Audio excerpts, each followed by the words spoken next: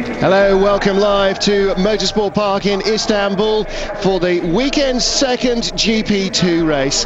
Martin Haven with Gareth Rees alongside me in the booth, just settling in, ready for the start of today's sprint race, supporting, of course, the Turkish Grand Prix. And with the championship very finely poised indeed. Yesterday's race won in dominant fashion from pole position by Nelson Piquet Jr. from his championship rival, the points leader Lewis Hamilton. Well, Piquet finished first, and will start 8th on today's grid, but it's his Piquet Sport teammate Sandy Negrão who will start on pole position, as the top 8 in race 1 are reversed. The rest of them start where they finished, or didn't in some cases, in that sort of order, with Ferraz Fauzi and Jimmy Bruni, as you can see, enjoying the worst of fortunes during the course of yesterday's feature-length race. Well, today's sprint will be all about getting the job done early for Piquet, a chance to win another race perhaps. Let's wait and see. Welcome back to Istanbul, where the cars are ready on the grid. 5-minute warning has been given. Time to get the engine started in preparation for the third from last race of the 2006 GP2 series. You just saw Lewis Hamilton being wished the best of luck by his ART team, and alongside him on the grid was Nelson Piquet Jr., the man who won yesterday's race. Well, Piquet and Hamilton are the championship protagonists, now effectively out of the running. Alexandre Prémat and Timo Glock, who came here with a mathematical, if ridiculously standard, chance of winning the series. Championship will not be tied up here in Istanbul now. Lewis Hamilton, you're looking at now, needed 10 points more than Nelson Piquet from this weekend to guarantee that the championship would be his here, but he has not been able to produce that result. Although we've only had one of the two races, Piquet's already scored 13 points, and the maximum on offer here is 6 for a win and 1 for the fastest lap. So a maximum of 7 on offer, which means we will go to the final race of the championship, whatever happens here, to see the title decided, and that of course will be in Monza in 3 weeks' time.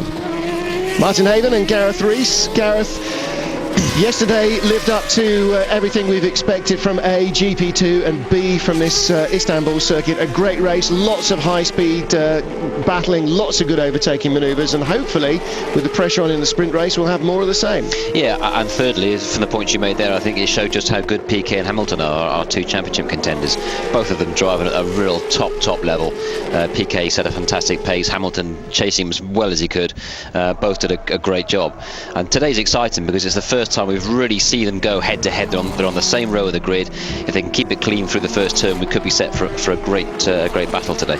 It's not impossible, as there's a 6-point gap between them and 7 on offer today, that Piquet could leave here for the first time all year as the championship leader. If Hamilton fails to score, and if he manages to do what he did last time at Hungary, win the race from 8th on the grid with the fastest lap, then Piquet would go 1 point in the lead to Monza.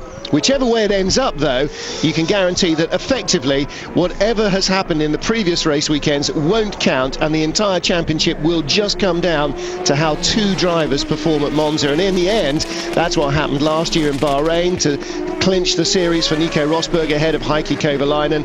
We're going to see again a head-to-head battle, and a real thriller, I'm sure, because Lewis Hamilton has really been the form man most of the season, but since he recovered from his flu at Silverstone, Piquet has just been absolutely alight. A little statistic, he's led 93 of the last 99 race laps, and that includes starting in Hungary from 8th on the grid. Took him only 6 laps to get into the lead. Bit of wreckage off someone's car. Yeah, somebody's just made contact with somebody else on the... either, actually. It's difficult to see what it is. It looked like it might have been just a little bit of a nose wing, or perhaps an underfloor. Even a mirror, maybe, I'm not sure. Difficult to see. That wouldn't be too great, would it? It was red anyway, so there's a number of teams that won't have to worry too much about where that came from, and a few that will be going, oh no. Yeah, BCN, FMS perhaps might be worrying about that, maybe ART as well. Their cars are red and white. But there you see Piquet in the middle of the frame, just coming down the hill towards us.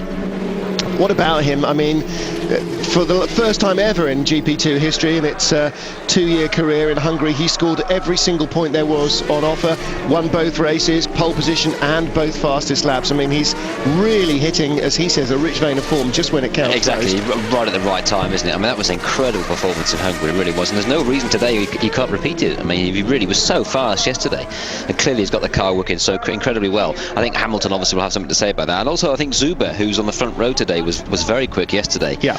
And I think if those two, Hamilton and Piquet, get involved in a scrap, Zuber is probably the next favourite to pick up a win today. He got third fastest lap behind those two, and was really on form. So he looks good as well. Now that's slightly discounting the man on pole, Sandy Negrão, but there might be a good reason for discounting him.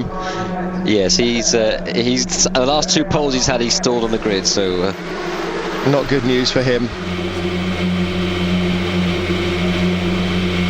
Ready to go for the sprint race here in Istanbul. Cars just coming onto the grid, all 26 cars ready to start. Sandy Negrão on pole, Andreas Zuber alongside him. Piquet Sport on pole with Nelson Piquet for the feature race, with Sandy Negrão from 8th in race 1 taking pole. There are the AR team. The two teams, Piquet Sport and AR team. AR team can now not be beaten in the teams championship. They've got that under their belt already for the 2nd year in a row, but now it's all about the driver's title. 5 red lights go on as soon as Charlie Whiting switches them off. Away they go. Good start from Andreas Zuber, slow away, but no stall from Sandy Negrão. As you predicted, Gareth, Zuber might be the man here, but look at Adam Carroll coming around the outside. Can he make it on safely? Yes, he gets alongside Negrão. Well, nobody facing backwards in the first corner. You can already see, though, that one of the ART cars has been eased a little further down the order, and I think Piquet has moved up. There is Sandy Negrão in 2nd, Adam Carroll in 3rd place, Timo Glock perhaps in 4th ahead of Ernesto. No, it's Viso ahead of Glock, I think. I think Piquet and Hamilton are 6th and 7th, I would say, looking at that shot there. In fact, it's not Viso. Viso's way down the back. So who is that in front of Timo Glock? Looking at Piquet. That's the championship leaders. Now, neither of them can afford an error here. Piquet saying after qualifying, they both know that it is really up against the head. Any mistake here in this race weekend could just throw away the championship title. There is Ernesto Viso down towards the tail of the field. He started 24th, but Adam Carroll having a real go at Sandy Negrão. Timo Glock behind him. Lucas de Grassi is next up, and that's Giorgio Pantano coming through the field. There's de Grassi in the Durango car, 5th place, Piquet 6th, Hamilton 7th as we saw, so it was Prema who lost out at the start. He's down in 9th, 10th place, there he is, trying to fight his way back past Luca Filippi. As Gareth tries to fight his way into the timing system, which is not holding up well. This is a great battle, wheel to wheel. Ferraz Fauzi there on the inside. Viso trying to go on the outside. Ooh, and again, Prema being pushed out wide, losing ground. Zuber running away with this one. Sandy Negrão in 2nd, Adam Carroll. Piquet moves inside de Grassi, the man who followed him as the Brazilian Formula 3 champion. Freeway contact. Oh, that was all, was that Jason Tahinchi, who came down the inside, just couldn't hold it together, I think. And, with Jose Maria Lopez. Yeah, back in the Lopez looking inside of Prema there. I'd like to see Zuber start again. Hamilton spun! Still got an engine. He has still got an engine. Oh my goodness me, that's really trusting a lot in other drivers. Now that is very dramatic indeed, and that almost guarantees that Nelson Piquet will be at least in with a chance of taking the championship lead away from here. He's alongside the number 7 iSport car, and that is Ernesto Viso. And that's how far back he's come from. Hamilton really in trouble here. Oh, Gareth, there is huge pressure now for the Englishman who has led this championship almost from the 2nd race weekend onwards. Yeah, that's difficult. I mean, obviously we haven't seen what happened there, but I presume he lost it on his own. He wasn't actually close enough to see. Here we are, we're in car with him now.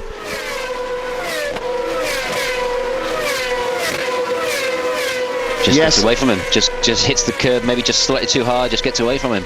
But the way he rejoined here, dear me, I was expecting a T-bone then. Now this is Jason Tahinchi on the right of your picture, down the inside. Ooh, yeah. Dear, he was nearly a 4-car shunt, wasn't it? Yeah. He did his very best, and nearly got his teammate Pantano as well. Well, Piccione's the man in the middle. Yeah, to be fair, Philippi's giving nobody any room as he's going for the apex, even though with 2 cars inside him. So yes, lap 1, first corner. I'm going for the apex. I shan't trouble the mirrors too much. I think Piccione was the only innocent party. Is Hamilton making his way back through the field? I think just with this was the Viso, moment isn't with he? Viso. Yeah. Look at that, how close. That's actually pretty big contact. Yeah. Luckily, Viso was going. Fauzi slows down. It's Fauzi. He's crawling along. So, and let's go, Viso. How the brain works of that. See, now that's the difference between a racing driver and a driver who can just about cope with the car. Is that Viso somehow managed to sort all that data and got out of trouble. Now, without the time screen, we can't see exactly where Hamilton is. Now we could really use the timing screen, couldn't we? I think that was Hernandez. That is Ferraz Fauzi in the pit lane. I think that was Adrian Hernandez he was behind there. And that is, well, Hernandez started 11th on the grid in the Durango car. That's all over. So here we go. Well, he's not in the points. They only go down to 6th place. Lucas Di Grassi. Piquet's only 5th. Hamilton making a move. Down the inside of Adrian Valles it is, in fact. Yeah, the point I was making as we saw Hamilton start his spin there was I'd like to see the start again. Zuber looked to have a cracker. It looked borderline jump start to me from the angle we were at, so I'd like to see it from another angle and just see that it was legal. Touch of the clay Regazzoni's, you're saying? maybe. Although he didn't often jump from the front row. But there is certainly, well, certainly back in the 70s there was the thinking that if you weren't in the first 5 or 6 rows, you may as well go when you felt like it, because nobody would be watching anyway. Now, of course, electronics watch your every move. Zuber, Carroll, Glock, our top 3. Piquet up to 4th. We saw him move ahead of Di Grassi. There is Hamilton down the queue. We need the graphics to go over because our timing screen is refusing to work at all. Here we go. You get your wish. Watch Zuber. No, just a great start. Just as soon as the lights went, the cracker. Exacerbated by the fact that Sandy Negrão was still rolling a cigarette or something as the lights changed, because he really was very slow away. Right behind, look at that. Viso in a 4-way squeeze, just right at the back of the field, pushing with Jimmy Bruni on his outside, and in fact they slowed each other right up there. Here it comes. That was a big gaggle of cars. Lots of first lap action. Oh my goodness, how did he miss the DPR car? He had a spin as well. Dear, he's an eventful race, or Viso, isn't he? His onboard camera tape will be worth watching, and their insult to injury, the DPR car comes back with Lewis Hamilton now, thinking this is live. Oh, is that Pantano? Replay, yeah, it's a good move actually. Pantano to Hinchi maybe. Or to Hinchi. Oh, that now there was a car on the outside there though, with marshals working on it. Yeah. Surely there would have been yellow flags. Right on the outside of that corner. I can't believe there wouldn't have been yellows there. Well, that's something that we can probably only find out at the end of the race. Hamilton just going through frame there.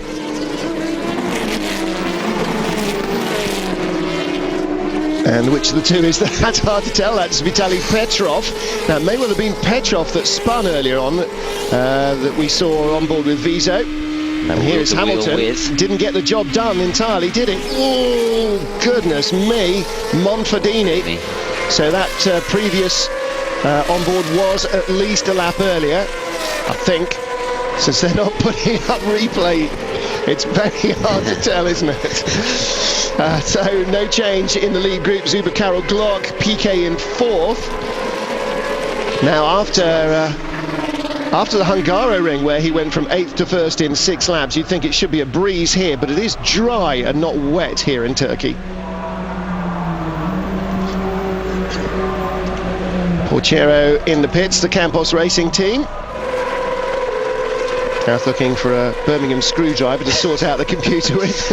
My patience is running out. If you can't fix it with a hammer, it really is broken.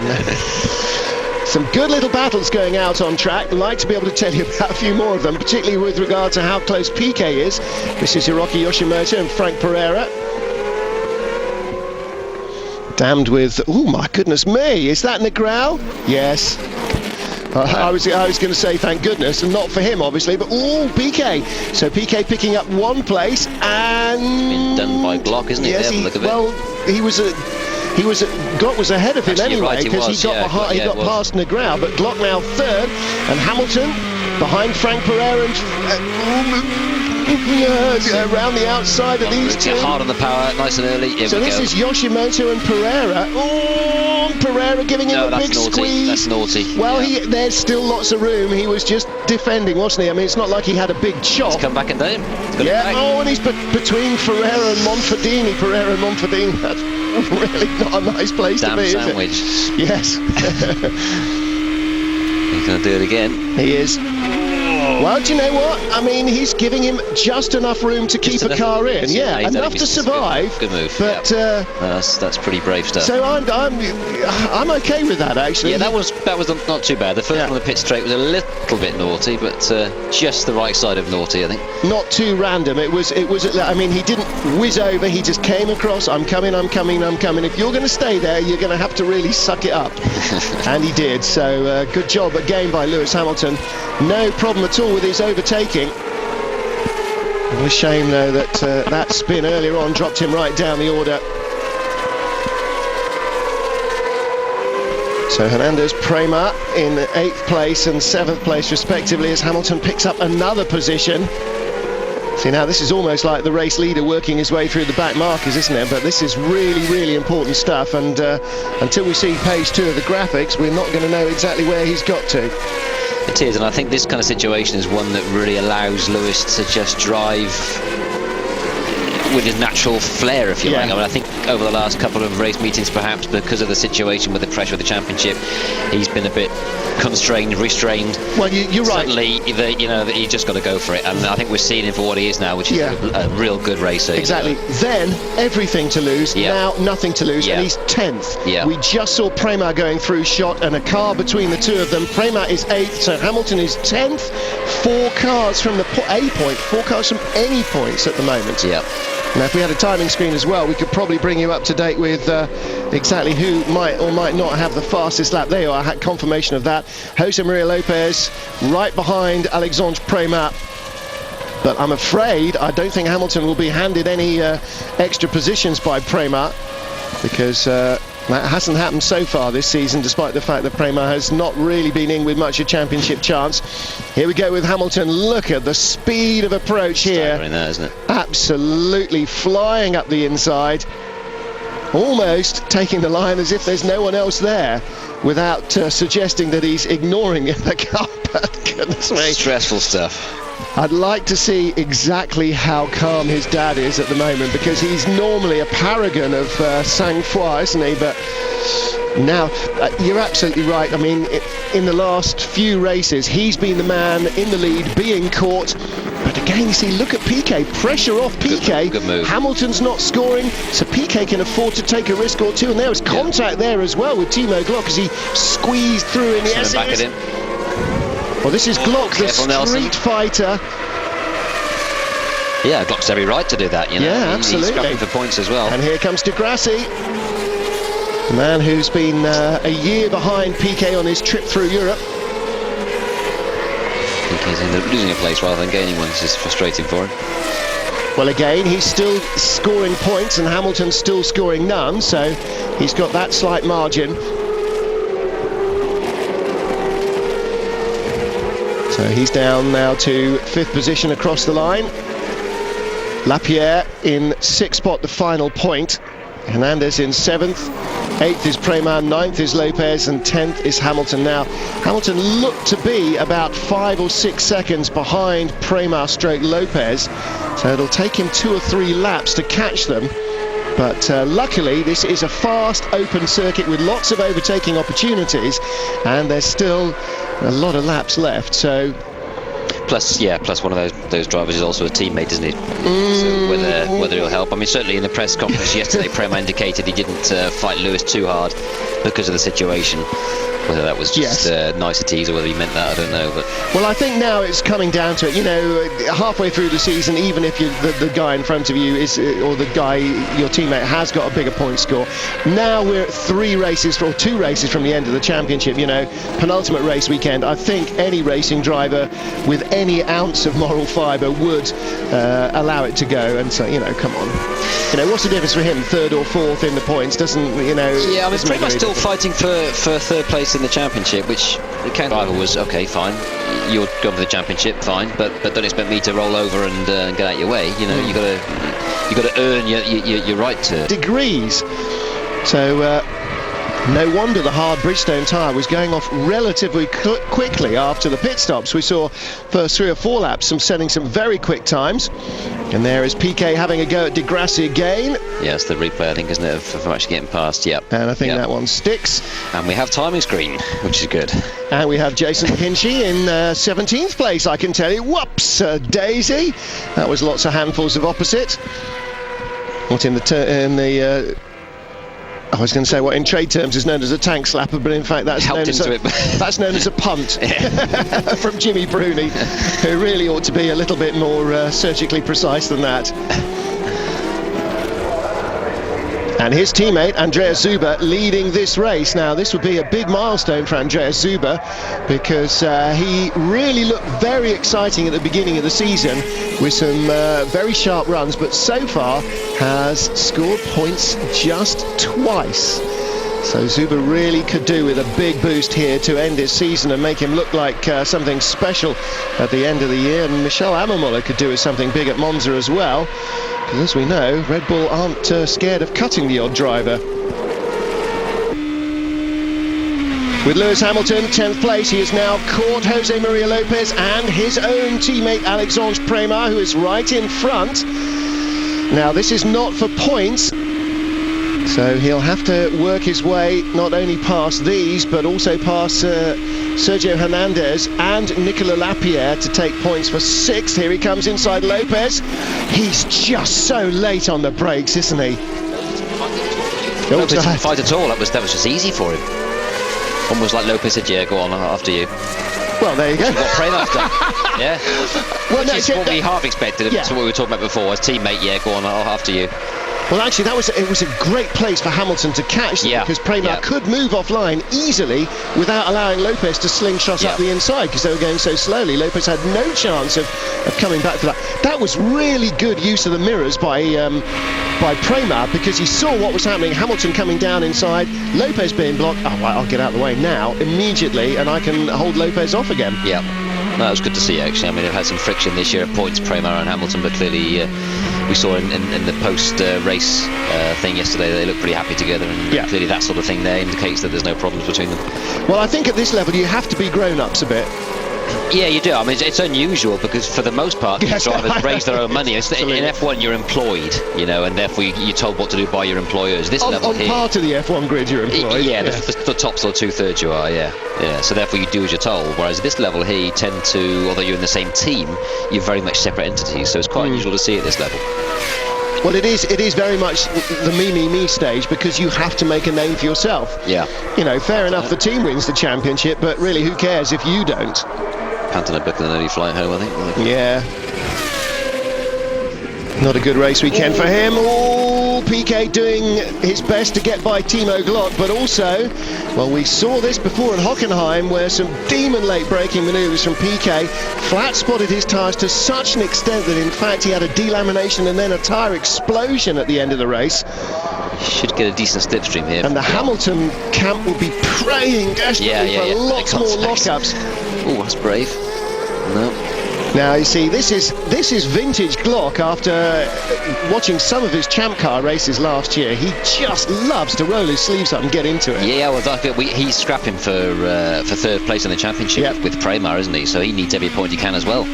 Well, plus, you know, a position on the podium, plus Hamilton up to 7th. Yeah, he just loves to race. One more place then and he'll be in the points. Yeah. How far away is Nicolas Lapierre? About 2.5 seconds up the road, Lapierre. 0.2 off the lead, but Piquet is 3.4 off the lead. 1:38.6 Piquet's last lap. Hamilton 1:37.9. So Piquet is 0.1 behind Timo Glock across the line, and that's why Piquet is going slower, because he is battling with Timo Glock, and they are just... I mean, they've both been scrapping, haven't they? But Piquet's been stuck in behind Glock, where he's just swapping places with Glock. Hamilton's got visual of Piquet now, particularly if Piquet's going to leave big puffs of smoke behind him. This is a replay from that monster moment. See how dirty the dirty line is. Well, there's Prémart just a shade further back. And that's our lead battle. Glock in 3rd, Piquet in 4th. Di Grassi with them in 5th. Lapierre in 6th, and Glock is, well, not exactly secretly, but unwittingly helping Hamilton no end here. Meanwhile at the front, Zuber and Carroll are actually running very close. Carroll's actually half a second behind Zuber at the front, with a 3.5 second gap to Glock. Well, Adam Carroll could really do with this as well to help his season. Winless so far, 1 podium, so he could really do with a big score.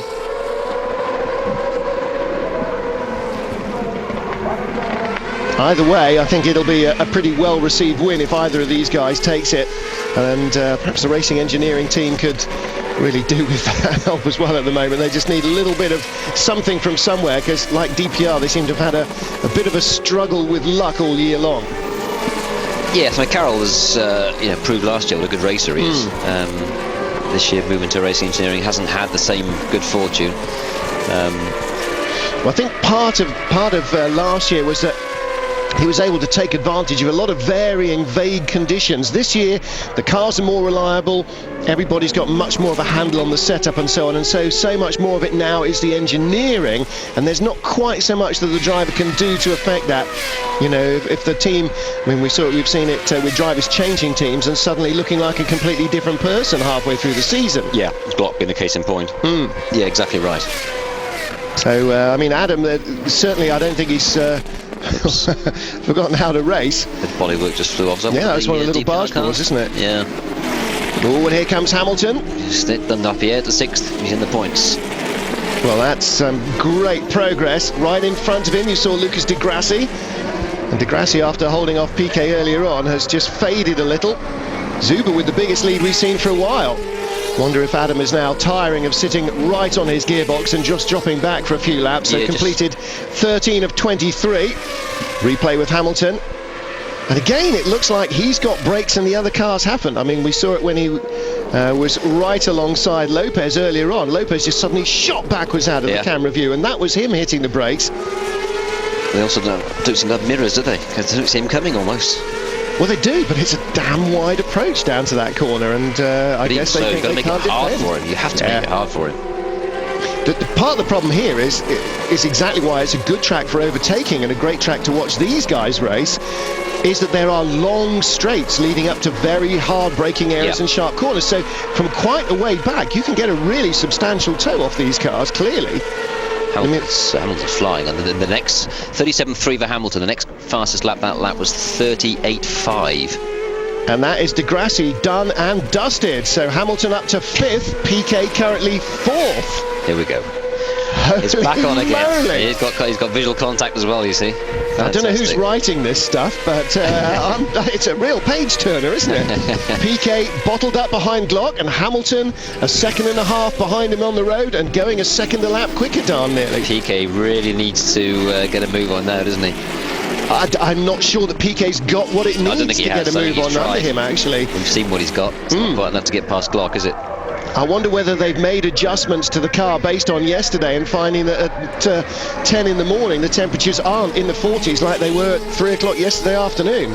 Yeah, that's very true. I mean, these harder compound tyres that they're using this weekend, I mean, they really had to be worked quite hard to get a good temperature, which obviously in an afternoon comes easier than it does in the morning time when it's much cooler.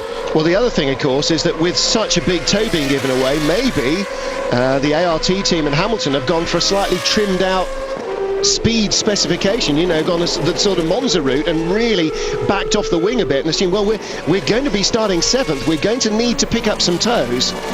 Yeah, possibly. It's a difficult one. I mean, what you don't want to do is risk what is actually a decent setup. Trying something you haven't tested before is always a risk, and when you've got your championship contender next to you, you kind of go a bit conservative, really. Usually that's I think what we're seeing here, the speed reason, is just Hamilton has just gone for it.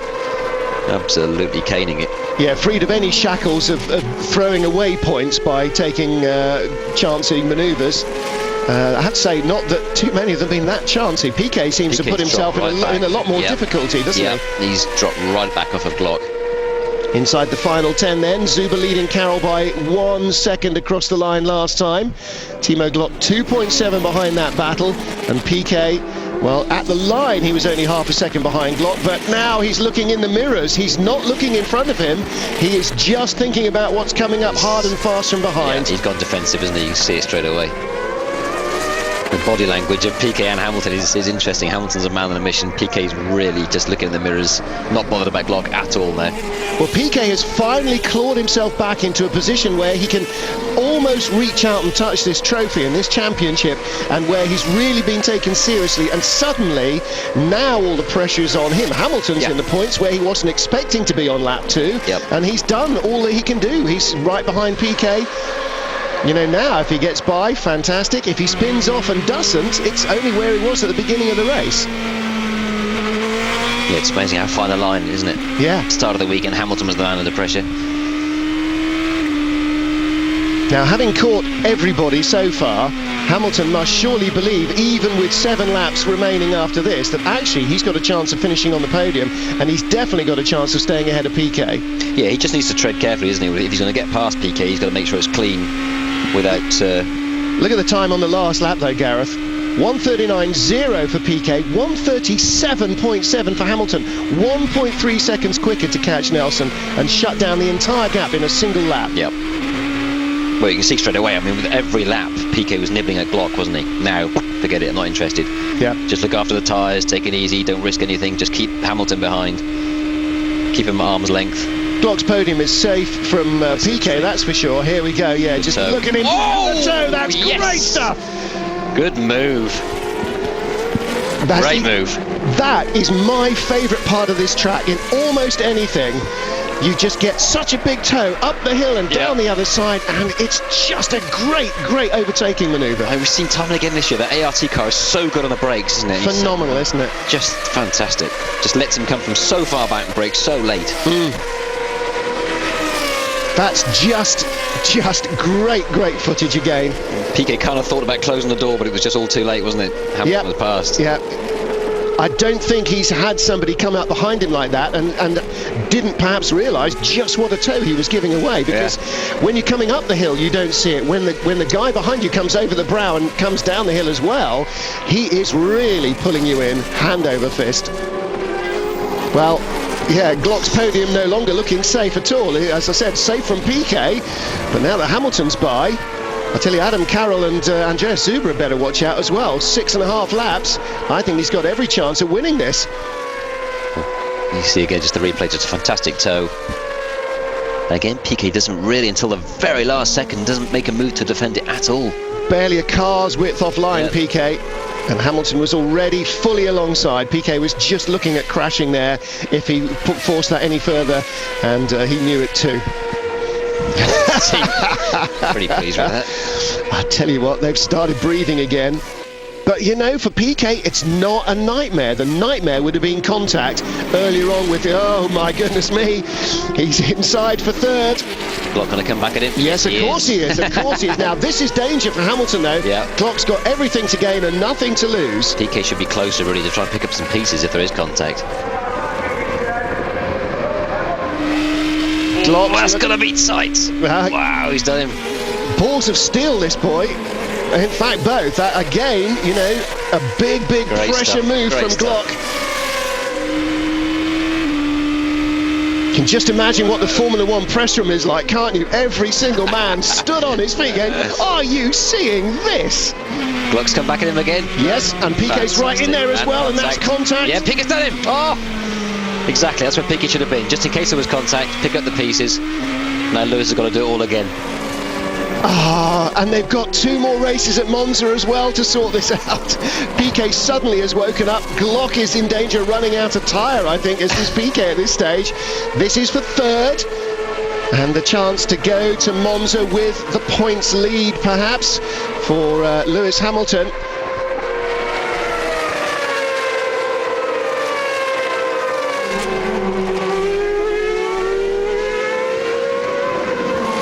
Five laps after this, Timo Glock in third, Nelson Piquet back up to fourth, Lewis Hamilton in fifth, Andreas Zuber leading by 1.2 across the line from Adam Carroll. Looks as though Zuber has just got a little in hand over the Ulsterman. Hamilton's got a good toe again there, Martin. Great toe, but PK's not PK's got it asleep. covered this time. He's around the outside. It's the S's of Snetterton. He's going to do PK on the outside Now and it's cut a back. right-hander.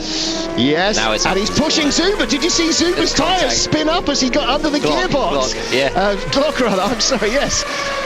Fantastic, but that makes him so slow. Here comes PK. Now, how far up to the pit wall is Lewis going to squeeze him when he comes? Because he will come. He doesn't need to. PK's doing the outside line like the Senna S's at Brazil. Fantastic. Well, this is exactly what we hoped for, wasn't it? A good direct scrap between the two of them. Cal makes the early morning start and the drive in all the more worthwhile, doesn't it? Definitely. But just between the two of them, just Hamilton looks hungry, doesn't he? He looks more prepared to be up for a fight. Look at that. Imagine the filth that was on his tyres from that inside line when he came down here. He'd only partly cleaned it, getting past the Durango car earlier on. And respect to Glock as well. I mean, he was giving it plenty, wasn't he? Fair, all fair, just leaving enough room. They must have been about 6 inches apart there, at least. Oh yeah, plenty. Yeah. That's perfect. That's Absolutely. PK jumped past, yeah. And PK was a little unlucky not to get past Glock as well there, but this is at the end of the previous lap, or the last lap to the one they're on now. And again, just lifting Glock's rear wheels momentarily off there. That's where the puff of smoke came from. Glock's wheels were spinning. PK's dropped away already, isn't he? Yeah. And again, suddenly Degrassi's going, ooh, excellent, here's a place possibly. And Hamilton all over Timo Glock once more. Well, if he knows nothing else, Lewis Hamilton, he knows that Glock is not going to roll over just because he's the championship leader. Just got crossed up there, Hamilton. How hard was he on the throttle there? Goodness, he was on early. And that halves the gap between him and PK, but PK's not close enough to do anything at the end of the straight. No, it just gives Glock a quick breather, I think. Momentary rest. Yeah. Still, Adam Carroll 1.2 behind Andreas Zuber for the lead of the race. Anyone breathing? Not on that pit wall, or on that one either.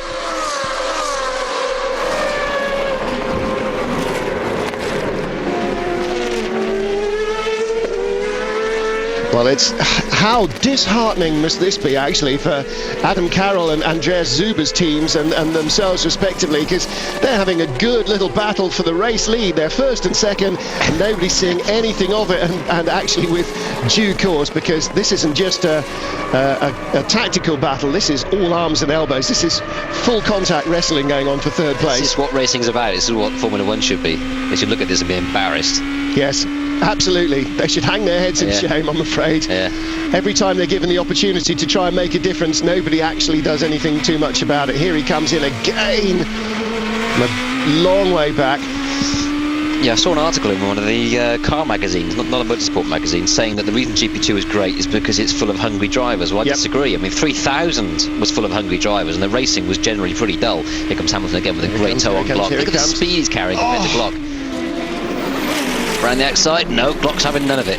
Well, Glock was glued to the inside line there, all the way up the hill and down the other side. He knew exactly what was going on. Oh, he's left a big gap there. Glock ran wide to try and make sure he got a good run of the pit straight. Look, he's aiming at the apex now. from quarter of a mile away, he's aiming for the apex in the first turn. Glock just made a tactical error there, just trying to make sure he got loads of revs onto the front straight. He just ran slightly too wide. Lewis got underneath him, forced Glock to miss the apex and made him slow onto the front straight. Well, that's what Lewis was looking for the last time we saw him have that big snap sideways under full power. And there he got the drive. You see, now that's the great thing. It's not just great under braking. This thing's got great traction as well. It has. I mean, he was helped there by Glock. Just getting it wrong. Just chose the wrong route, really. Glock. Yeah. He just went the wrong way, unfortunately. But great stuff. Great racing. But yeah, the reason for GP2 is not because it's full of hungry drivers. 3000 was full of hungry drivers, and the racing was pretty poor. They've just got a great technical setup on these things. They've got the balance right between downforce, grip, power. Everything's right as it should be. It's got some traction control. Exactly. It's got some of the things that you'll need to learn about to get into Formula One, namely flippy flappy paddle shift and gear changes. As you can see there, Lewis Hamilton with his fingers changing gear all the way through. Glock here takes an extreme wide line, really, and just didn't really allow for Lewis being quite so close, I don't think. A bit too much Mallory Park hairpin there, and not enough defence. but then he knew what a toe he'd given away on the straight, and he could think exactly the same thing was going to happen. Sort of devil in the deep blue sea when the guy coming up behind us got so much speed. Yes! Yeah, because if Glock had gone tighter there, then Hamilton would have gone wide and got a better run of the straight and would have been towing anyway. So, you know, it's difficult to for Glock to defend that one. Yes, absolutely. Zuber now has just stepped up into overdrive, and he's pulled away 1.4 seconds in the last 2 laps over Adam Carroll, and Carroll now really has to hang on to second place. I don't think he'll be caught by Hamilton. Right. No, well, there's a 3-second gap. Yeah, there's a 3-second gap between the two. So, in 1 3/4 laps, even Hamilton might find that. Yeah, but he's 1 point, which might make for some real drama. He might yet make it up into second. He might just balk at that final, you know, push of the luck too far. But what a race these guys have produced for us again. Phenomenal action. And for Glock, actually, it's a shame because he deserves to be on the podium after some great racing. 3 of them do, don't they? Yeah, that was really classic stuff. Well, in the game, full marks out front for Andrea Zuber. Made the best of his 7th place in race 1, converted to 2nd in the grid in race 2, and great starting. Took the lead in the first corner and hasn't seen anybody else apart from Adam Carroll in his mirrors. And here he comes with a lap to go after this, and he's just streaking away now. Zuber 1:38.0 on the last lap. Nothing like as quick as Hamilton, 1:37.6. Yeah, it's more Carroll's times have fallen away, really. He's barely in the 38s. He's sort of 38.9. So last lap, Andrea Zuber on target to win for Trident. Take his first win in the GP2 series.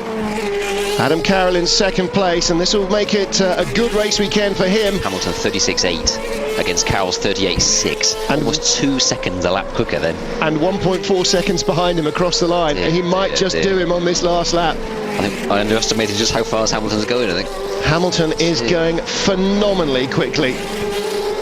A little further back, Sergio Hernandez is in 10th, Jose Maria Lopez behind him. And if the director's looking around for some action, let's get back to our championship leader, I think, on the last lap, instead of following some rather random nonsense.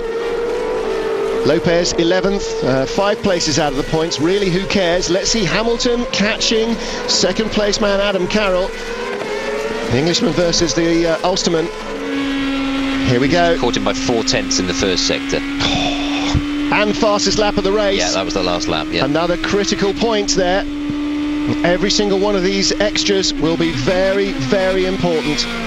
Now then, this is where he's set up for the long tow down to the final couple of corners. Is he close enough? Through this fast right-hander over the hill into the braking area at the other side. I think he might be. Here he comes. Here he comes. What's Adam Carroll got under braking? Not enough, no. Dear. Well, you saw Adam move onto the racing line. He knew the game was up. Formality. Well, Hamilton did the fastest ever middle sector of the race there. Phenomenal. Andrea Zuber from 2nd on the grid claims a momentous first GP2 win for himself. A great result, but what a race. That is the performance of the championship from Lewis Hamilton. What a stunning, stunning race. All right, dropped the ball prodigiously with a big spin on lap 2 that put him way down the order to, I don't know, the mid-teens, but... He's pumped up there, isn't he? Oh my goodness. Quite rightly too. He won't be able to sleep tomorrow night. Never mind tonight. Great performance, and fastest lap again on the last lap, just to make sure. So just a giant effort from Lewis Hamilton there. Andrea Zuber gets top points, but I'm surprised his dad hasn't turned blue. He must have been not breathing for several laps back there. What a great performance from Lewis Hamilton, and if there's not a Formula 1 contract on his desk by the end of the season, then we know people in Formula 1 need their heads sorting out, but for goodness sake, I can't believe it. I think what he needs to do now really is bottle that feeling he's got at the moment. That just the free driving he was showing there, you know. Yeah. Forget the pressure. I know it's easier said than done. Just forget the championship. Just drive as you can do. Just do that, and you'll have no problem. I think that's exactly what they have to do. Both of them, he and Piquet both, when they get to Monza, the gap will be close enough that you can just say, let's pretend the championship's over. Let's just have two great races. That's right. Now, of course, if you could compartmentalize your brain like that, that would be phenomenal, and that would be... Oh, it's impossible to do, but if you could, then that would be the key, you know, really would. So from wherever far back he came into second place, Lewis Hamilton. Andreas Zuber wins our sprint race here in Turkey, but without doubt the grandstanding performance from Lewis Hamilton will be talked about certainly until the final race weekend in Monza a fortnight from now. And Nelson Piquet Jr., well, 5th place is not a bad little points haul, but unfortunately for him, the 6-point gap that he'd narrowed it down to between himself and Hamilton after race 1 here has extended once more in the Englishman's favour. Yeah, I'll make it 10-point gap now, back out to 10 points. Yes, I think you may well be right. I'm certainly not going to try and think it, because my mental arithmetic isn't worth the paper it's written on, as anybody knows. So I'll go with that. 10 points seems about right. It does put the pressure back on Piquet. It does give Hamilton... it allows him to crash out of race 1 and still have a chance of winning it in race 2. Yep. And that might just relieve the pressure and allow him to do this time and time again at Monza. And with those fast straights and the chicanes, that could be a very exciting race weekend indeed.